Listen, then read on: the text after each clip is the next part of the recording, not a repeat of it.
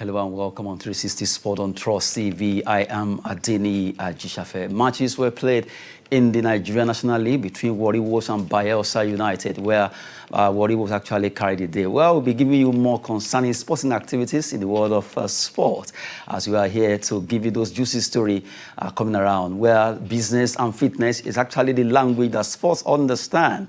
Once again, you're welcome on the show. Now, joining me to talk sport is Olawale Peters. Good to have you in the studio. Good morning, Adeni. It's a pleasure to be here. Now, we start with from the home scene, talking about the NNL, where 2 matches were played just yesterday. Well, Warri Wolf did well. They defeated Bayelsa United in that game. They won convincingly. And you have Apex Crane also. Apex Crane actually play against Abia Comet in that encounter. Well, talking about the NNL, matches were played, and we just have to look at the way the NNL is actually ongoing. Well, that's the second tier of Nigerian League. And right now, we just have to appreciate the fact that all these matches are coming up, and the players are having the opportunity to showcase their talent when it comes to football in the Nigerian National League. It seems to be the most important league, because that's where you get the teams that feel the relegated team from the NPFL. And now they just played those matches yesterday. Yeah, I think it's a good development, and to see that what is done in Europe is done here at home also. To see that before you get qualified to the NPFL, you have to fight it out at the NNL first to see the top 3 that will get promoted to the Nigerian Professional Football League, and see those that will be relegated from the Nigerian Professional League to the NNL also. So a good one from the Warri Wolves and Bayelsa United that we know to be an NPFL team before, but due to maybe they're not doing very well, they have to go back, fight it out, and come back again. So a very good one. Good one there. We just have to quickly go on a short break for you to have a feel of how it is whenever the NNL teams are playing. We give you this, El Kanemi playing one of their games. Let's have this.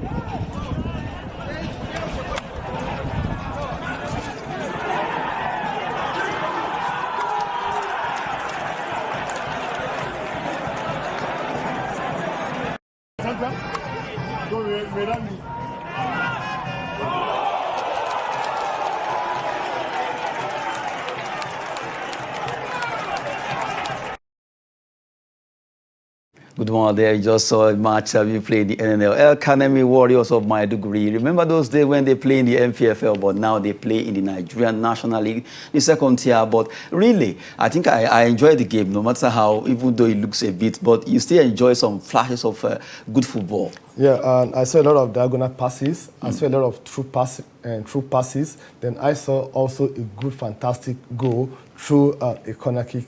So it's a very good one. Then the supporters also, I'm like, oh, wow. So it's like we have people watching the NNL. Even the NLO, the Nationwide League One. More than even the MPFL. Because look at the crowd outside there at the stadium. So it shows that we have a lot, and good football. Good one. Just imagine, look at, despite the pitch not up to the standard they want, imagine the players are showing their skills. If these players are now playing at Maracana Stadium, or they are playing at Wembley Stadium, or they are playing at a God Stadium, or even MK Abiola Stadium here in Nigeria also, if they have that opportunity to play there, you will see more of their potential than what we are seeing here currently. A very good one. That's to say that we have a lot of untapped potentials in this country that we seriously need to look into. And still concerning, just to buttress more on what you just said, when you look at the name, you want to feel like, oh, it's going to be less. the kind of football they will play is going to be less fancy or kind of. But now we just saw there how these players show their skills. Most of these players actually play better than the MPFL players. Yeah, some of them. Because the league is more difficult than the MPFL. You have a team of about 20, and only 3 will qualify to play in the NPFL. So the competition there, it's more tense than what we have in the NPFL, that we have like 20 and only 3 will drop. So the competition is just, okay, let me survive. Let me survive, exactly. Meanwhile here, I want to move. I want to move. So it's always very tough. Very, very tough. Just analyzing Nigerian National League, the NNL, the second tier of Nigerian Football League, well behind the NPFL. Kanemi Warrior doing what to do best, how to do best there. A good one coming from the NNL there. That's shots. Wonderful football history from those teams. Now we move away from the Nigerian National League. Let's talk about some result of matches that actually happened over there in Spain and also in Italian Serie A. Well, in Spain, Granada actually, well, good one there. Well, let's move straight to, I think that's a little mix-up there. La Liga results with Atalanta versus Sampdoria. Well, we just have to look at the fact that Granada they play goalless in their match. They were able to play that. In fact, when you look at the match, you'll be like, okay, maybe Granada will be able to win. In fact, the guest yesterday was saying he's tipping Granada to win that game, but it was a draw. Yeah, this is the time that all teams have to look at what is important to them, what is their priority. I'm playing away from home. Is it winning that is my priority, or to go for a draw to make sure that I secure 1 point? Getting a 1 point at this crucial moment, when you're talking about relegation issue, is better than losing a 3 point, because with a point, you can still make it to remain in the La Liga top table. So that's why we saw a lot of defensive work yesterday also. It shows that what they came for yesterday wasn't to win, just to get a draw. I'm not going to score, but I will make sure that you didn't score me also. That's what played out yesterday. Now, going back to the one that flashed there, Atalanta.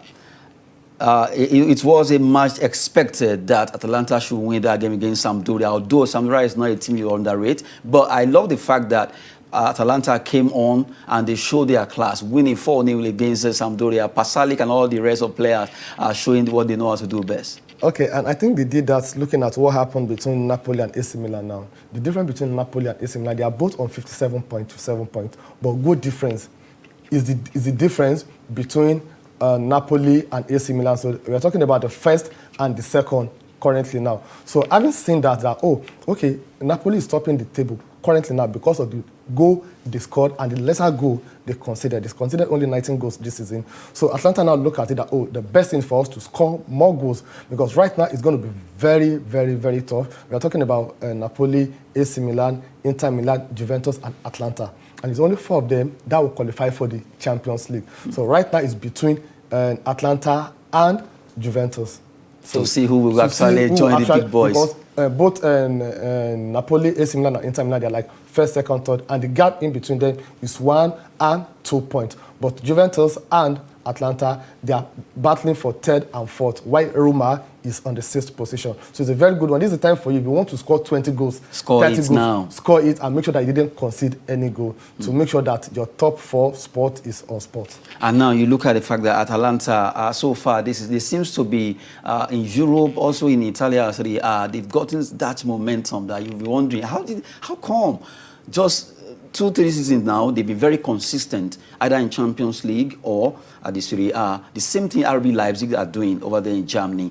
They also do the same thing in Italia Serie A. So they've been able to maintain that status by, okay, if we are thinking Serie A, if you are thinking Champions League, a team from Italia Serie A, you just remember that Atalanta, they could be a giant killing team. Okay, it's all about consistency. We have them in all the team. We have them in England also. So they don't just come to limelight. It's something that they've started preparing for first season, second season, third season, before it comes open to everybody that, wow, this team, they are really doing very well. So that's why I think happens to Atlanta. It's something that they have a strategy, a plan for, that, oh, in the next 3-4 years, they want to dominate both Italian Serie A, and we want to make our presence known in the Europa League, and which I think they've done so far this season. So it's a very good one. It's all about preparation. They prepare for it, and it's working out well for them. It's working out well for them. Atalanta has been in a scintillating form so far this season. The Italians they are trying to see if they can at least outpace Juventus, who has done it for good 9 times over there. Well, if the Scudetto is open, let's see who wins it between the 3 guys who are right now making a 3-horse race actually affair. Looking at Napoli, Inter Milan, also AC Milan. We move away from the Italian Serie A. Let's talk about African football. Well, it's becoming a rave of the moment as most African countries are beginning to appoint indigenous coaches to man the affairs of their national football teams. Just yesterday, it has been confirmed that Rigobert Song, a former player of Cameroon, now has been appointed as the national coach of the Indomitable Lions of Cameroon. He was their former team manager, at least has been with them for a while. He was a player who actually won 2 Cup of Nations for Cameroon now before he retired in 2010. He plays in France and other clubs, but right now, Rigobert Song becoming the coach of Indomitable Lions of Cameroon. As expected, because a lot of people were like, okay, the news is coming, okay, this will happen, this will, and not, finally it has happened.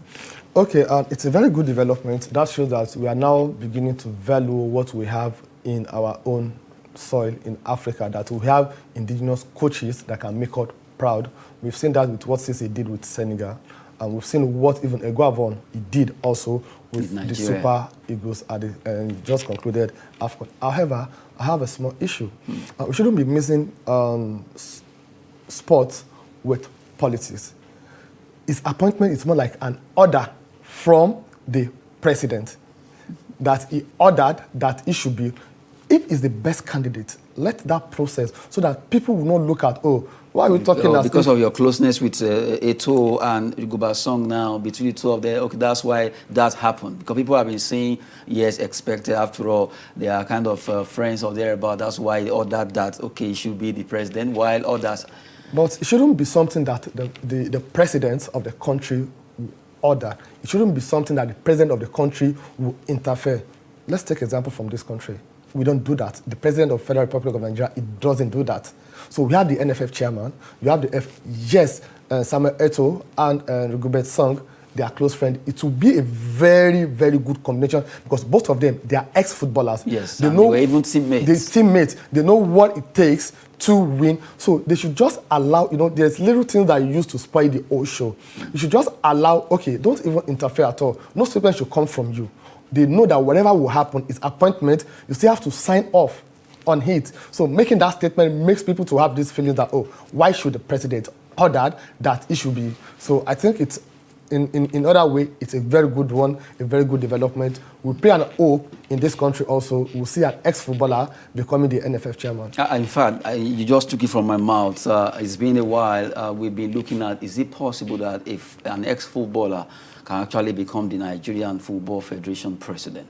Because if you look, I remember when Chief Odegbami tried to contest, he couldn't, and other players too who have tried to see if they could at least get there and turn things around, because they've been in the business, they play the game, they know what it takes, and they know what the players actually need to be given to. But now, it seems it's not the way it is in other countries, not the way it is here in Nigeria. In fact, maybe I would say other people they've gotten the chance to be at the aim of affairs at NFF, while the players it has never happened that a former Nigerian star becomes the NFF president. Why is it like that? Okay, it's all about evolution. What do I mean by evolution? The issue of having indigenous coaches being the coach of African team started gradually, and if you look at the whole Africa now, it's gaining ground. A lot of momentum. Momentum is gaining momentum. So the same thing will happen also. What we're just calling out is to call out on our ex-footballer who has done a lot for this country. This is the time for them also to come out and contest. To come out and now, I actually understand you, but what if they come out to contest and they are not given the chance? Because I just mentioned Segun Odegbami. What happened? He came out, he wanted, in fact, he was pushing everywhere. Everybody was, oh, Odegbami is coming to, maybe we're able to get the no, but before you know it, aside. So it has happened like that. Okay, So, what I think we need to do, the first thing is to look at what happened to, as we fondly call him, Uncle Shagay, to find out what happened, why did they have to push him aside? Is it that there's a process you need to start or prepare yourself but for? by the time the election was conducted, the amount of, what they call it now, votes, already is very glaring that even the delegates that are coming, without much due respect to them, seems to enjoy, I don't want to call them politicians, football administrators, but they seem to believe they actually have more confidence in them than the football. I don't know why it's like that. But really, the delegates that vote, I expected them to vote for the ex-players who actually play the football. They know where the shoe pinches or thereabouts. But the first question we should be asking ourselves is to look at the delegates. Who are the delegates? Are they ex-footballer also? Are they FA chairman? Are they people, or are they politicians like the politician administrator that we have? So that's the first thing we need to look into. We have to look into the delegates that are going to vote and give us the NFF chairman. But we know that in Nigeria, there's no way. We noticed that even in the election, both in the FA level, that is the state level, this association, you just have to understand that there's politics. It now means all these things. If really, like you always advocate, if we don't mix politics with our sport, maybe Nigerian sport will have been bigger. We have so much talent. I've not seen that sport, except maybe weather sport, like where you have ice skating and all that. But aside that, I've never seen any sport that Nigerians can't thrive. We can dominate the world. If given the chance, you give the necessary support of this, money, and then not interfering in the affairs of running such. And then the people that are running the affairs are not being greedy with, I want to be there. Remember that without these athletes, you can do nothing. Sure. I so much believe that we can do it in this country. It may take time, but it's a process that we need to start, and we need to start it now. We don't need to wait until 6 months or 1 year before the election, before we start getting momentum. If you contest for the first time, if you do not win, we've seen people that have contested 3-4 times for 14 or 16 years before they got it. So the same thing can happen. When Sheikh Godegba did his own, it shouldn't be something that he did once and he just said, let me leave it. It should be continuous. That will now encourage other people, no, don't let's leave only Sheikh Godegba in the race. Let's join also, making 2, making 3, making 4. Before you know it, we will get there. I just hope this thing you said will work out, because as we speak right now, already, we already know how it's going, how the election... It's a cabal. It's already going the way we don't really understand what's happening. If and a cohort of other players, a lot of Nigerian players can actually get there. But the fear that even if I come out, would they vote for me? No, they shouldn't have that. They shouldn't have that fear. Oh my goodness! I really hope you understand what I'm saying. No, as you speak right now, the Nigerian Football Federation next election already, I'm sure they already know who is going to be the next president. With all due respect, I know what I'm saying, but really, if we give the players a chance, just like Cameroon, deem it fit and allow Eto'o to win. Now, let it be. If they now fail, we can say, yes, after all, you were the hem of affairs. Yes. You failed yourselves. But this time around, we have not given them the chance. Why don't we just give a player, one player, let's see what he can do? We can't give them the chance. They have to fight for it. That's what I'm saying. So, let them have the avenue to fight for it. But they've given them the avenue to fight for it. But they are scared of, if they get to the avenue, they may not win it. Sincerely. Now, let me give you a very good scenario, for example, now. Let's pick, hypothetically saying, let's pick Austin J.J. Okocha that wants to contest for the NFF chairman. And all the Super Eagles from 1994 up to the time that he retired decide to support him. Support him means everybody will go back to their state. They will talk to the delegates. They will talk to the state governors. They will talk to the people in places. If he didn't get it during this time, the next time, try again.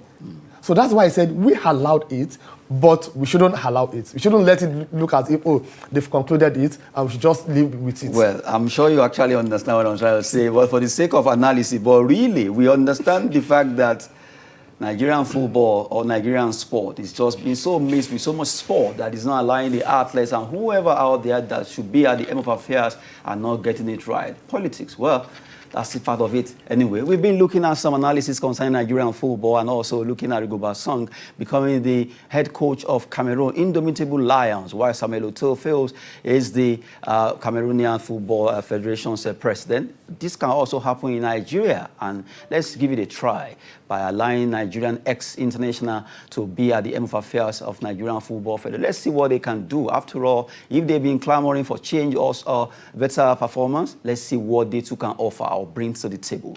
Aside that, let's talk about a team in England.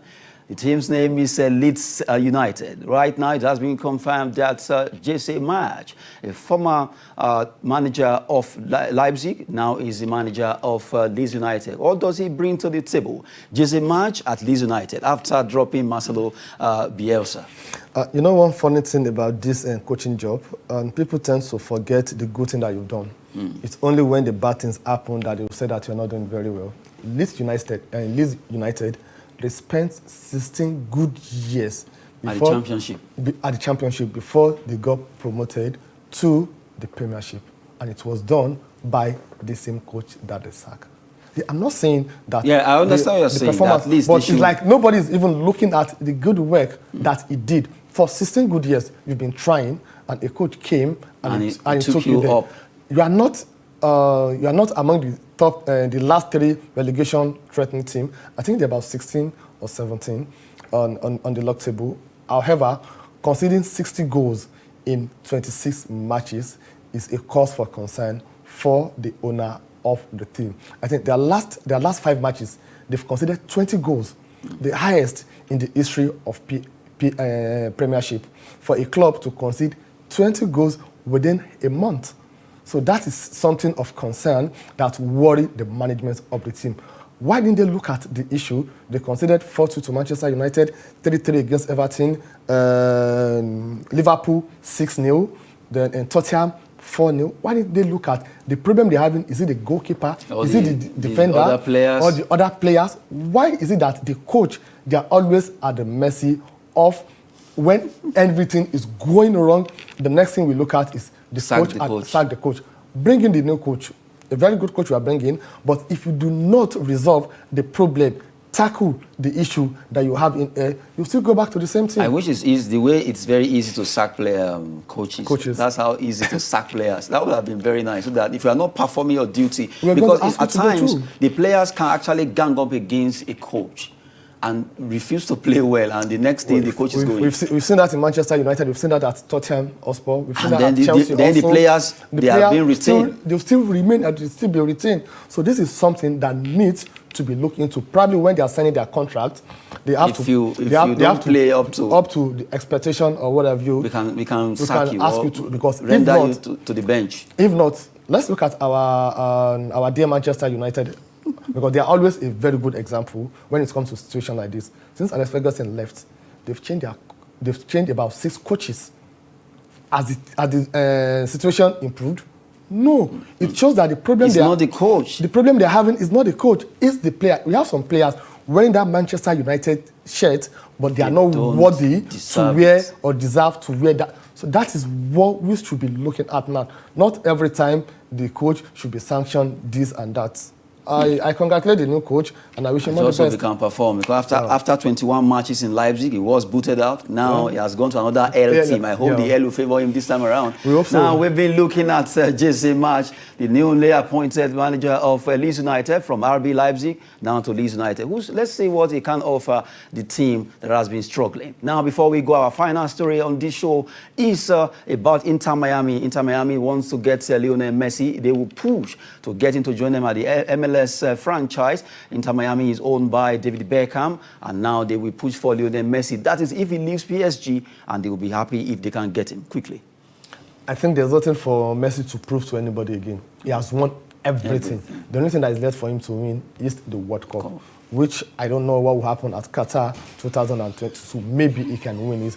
Without that, I think what he should look for now is how to better his life, and going there also will be a very good thing. So if I'm in his shoe, I will definitely go.